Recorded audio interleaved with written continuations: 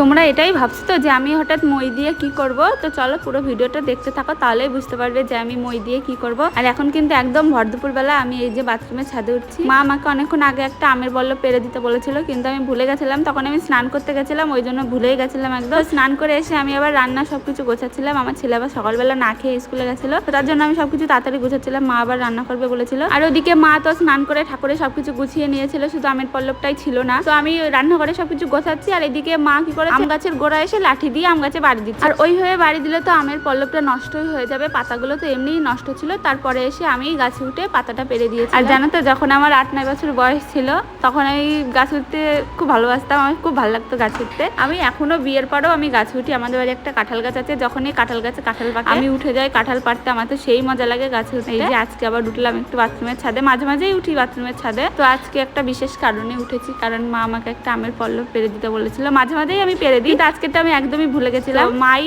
আমাকে মনে করিয়ে দিয়েছিল পরে। তো এই যে অনেকক্ষণ তারপরে একটা পাতা পেয়েছিলাম, এই আমের পল্লবটা একটু ভালো ছিল, আর সবগুলো নষ্ট ভালো না। তো আমের পল্লবটা পেরে নিয়ে আমি কিন্তু এখন নিচে নেমে যাচ্ছি। তো আজকের মতন এতটুকুই, তোমাদের সঙ্গে খুব তাড়াতাড়ি দেখা হচ্ছে অন্য কোনো ভিডিওতে। তো আজকের ভিডিওটা কেমন লাগলো অবশ্যই কিন্তু কমেন্ট করে জানিও। যারা যারা এখনো পর্যন্ত আমার চ্যানেলটা সাবস্ক্রাইব করনি, সাবস্ক্রাইব করে দিও। যারা ফেসবুক থেকে দেখছে অবশ্যই কিন্তু ফলো করে দিও। আজকের মতন টাটা, বাই বাই।